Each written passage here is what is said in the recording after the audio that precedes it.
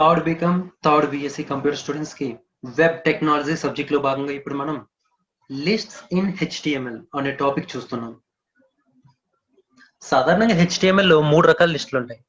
అవి ఒకటి order list, రెండోది అన్ఆర్డర్ లిస్ట్, మూడోది డెఫినేషన్ లిస్ట్. ఒక క్రమ పద్ధతిలో ఏర్పాటు చేసుకునే లిస్ట్ ని ఆర్డర్ లిస్ట్ అంటారు.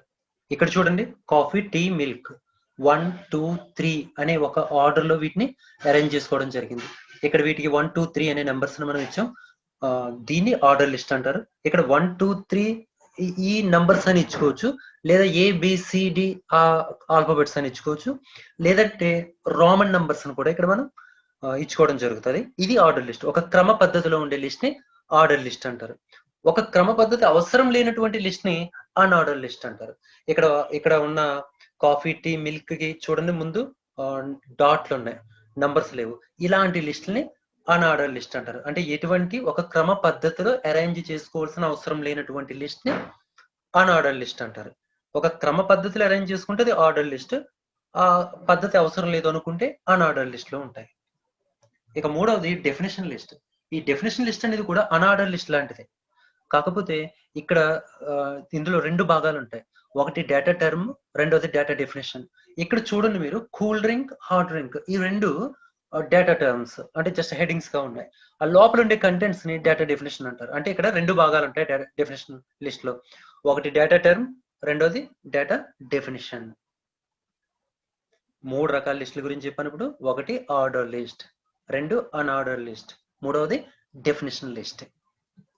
వీటిని క్రియేట్ చేయడానికి HTML ప్రోగ్రామ్ లో మనం ఉపయోగించే ట్యాగ్స్ ఏంటంటే, మొదటిది UL. అన్ఆర్డర్ లిస్ట్ ని క్రియేట్ చేయడానికి UL అనే ట్యాగ్ ని ఉపయోగిస్తారు. ఓపెన్ చేసిన తర్వాత దాన్ని క్లోజ్ కూడా చేయాల్సి ఉంటుంది ప్రతి ట్యాగ్ ని. అదేవిధంగా OL అంటే ఆర్డర్ లిస్ట్, UL అయితే అన్ఆర్డర్ లిస్ట్, OL అయితే ఆర్డర్ లిస్ట్.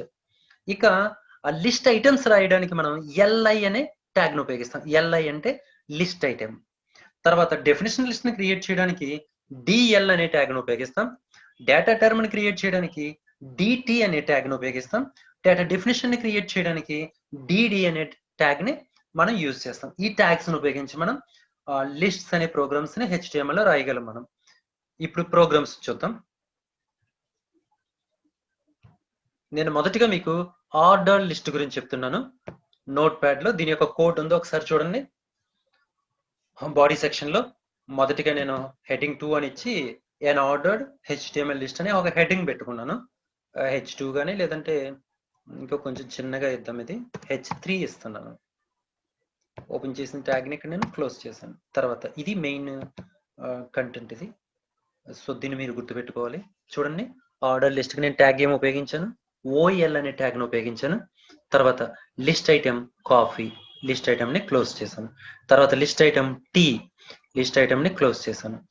తర్వాత లిస్ట్ ఐటమ్ మిల్క్, లిస్ట్ ఐటమ్ని క్లోజ్ చేశాను. ఇక్కడ ఓపెన్ చేసినటువంటి OL అనే ట్యాగ్ని, అంటే ఆర్డర్ లిస్ట్ని క్రియేట్ చేయడానికి నేను ఉపయోగించిన OL అనే ట్యాగ్ని ఇక్కడ క్లోజ్ చేశాను. ఈ విధంగా మనం ఆర్డర్ లిస్ట్కి ప్రోగ్రామ్ రాస్తాం. దీన్ని నేను సేవ్ చేస్తున్నాను. చూడండి, ఫైల్లోకి వెళ్ళి సేవ్, ఫైల్లోకి వెళ్ళి save as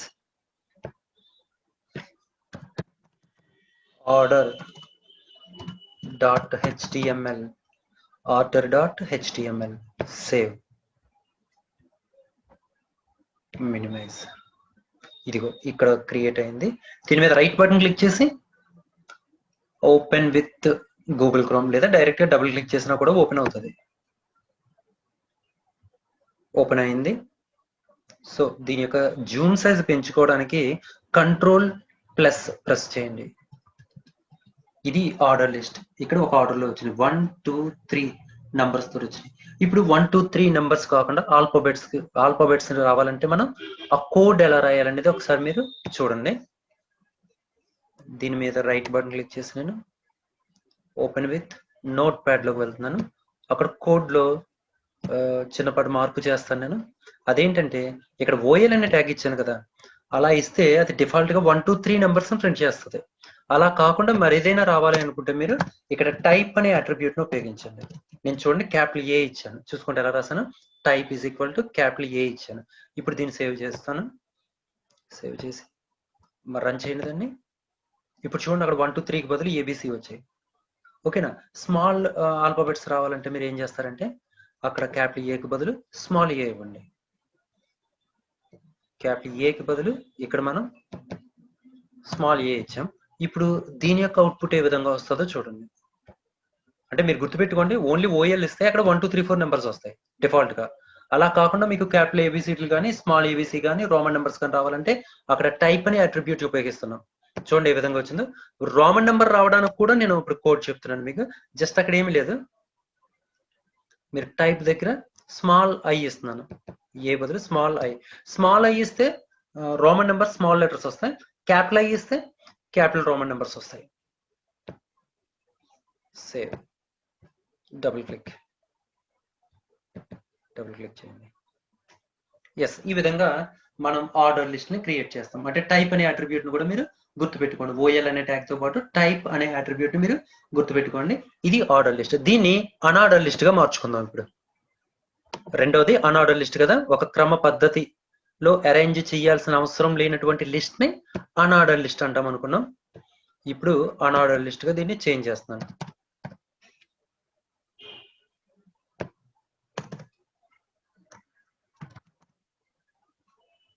unordered HTML list. Okay, ఇక్కడ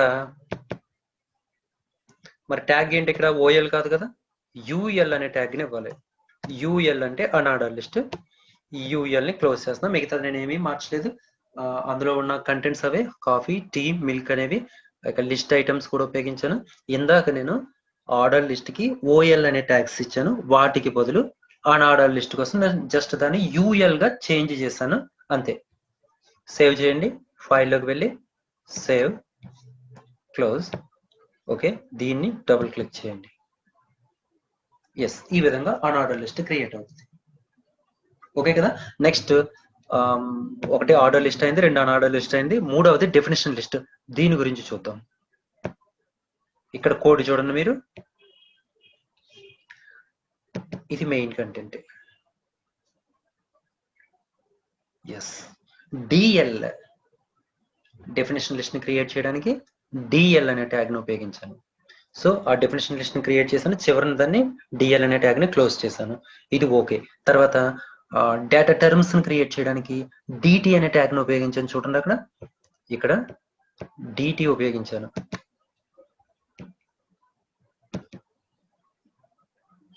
అది DT, data term, cool drinks అని ఇచ్చాను. మరి అందులో ఉన్న కంటెంట్స్ ని క్రియేట్ చేయడానికి నేను ఉపయోగించిన ట్యాగ్ ఏంటంటే డిడి, డేటా డెఫినేషన్ కి డిడి ఉపయోగించాను. అందులో స్ప్రైట్, థమ్స్ అప్, కోకోకోలా ఇచ్చాను. సో నెక్స్ట్ మరలా ఇంకొక డిటిని క్రియేట్ చేస్తాను ఇక్కడ, అదేంటంటే హాట్ డ్రింక్స్. అందులో డిడి అని క్రియేట్ చేసి కాఫీ, టీ, మిల్క్ ఇచ్చాను. వాటిని కూడా క్లోజ్ చేశాను ట్యాగ్స్ ని. చివరిగా ఇదిగో ఓపెన్ చేసినటువంటి డిఎల్ ట్యాగ్ ని నేను ఇక్కడ క్లోజ్ చేశాను. ఇక్కడ ఓపెన్ చేసిన డిటి ట్యాగ్ ని నేను ఇక్కడ క్లోజ్ చేశాను. చూసుకోండి, ప్రతి ట్యాగ్ ని ఓపెన్ చేసి మనం క్లోజ్ చేసాం. ఒక ఆర్డర్ లో దీన్ని తయారు చేయడం అంటూ జరిగింది. ఇది డెఫినేషన్ లిస్ట్. ఇందులో రెండు భాగాలు ఉంటాయని చెప్పుకున్నాం, ఒకటి డేటా టర్మ్, రెండోది డేటా డెఫినేషన్. డెఫినేషన్ లిస్ట్ ని క్రియేట్ చేయడానికి డిఎల్ అనే ట్యాగ్ ని ఉపయోగిస్తారు, డేటా టర్మ్ ని క్రియేట్ చేయడానికి డిటి అనే ట్యాగ్ ని ఉపయోగిస్తారు, డేటా డెఫినేషన్ కోసం డిడి అనే ట్యాగ్ ని ఉపయోగిస్తారు. ఇక దీన్ని సేవ్ చేసి దీని యొక్క అవుట్పుట్ ఏ విధంగా వస్తుందో చూద్దాం.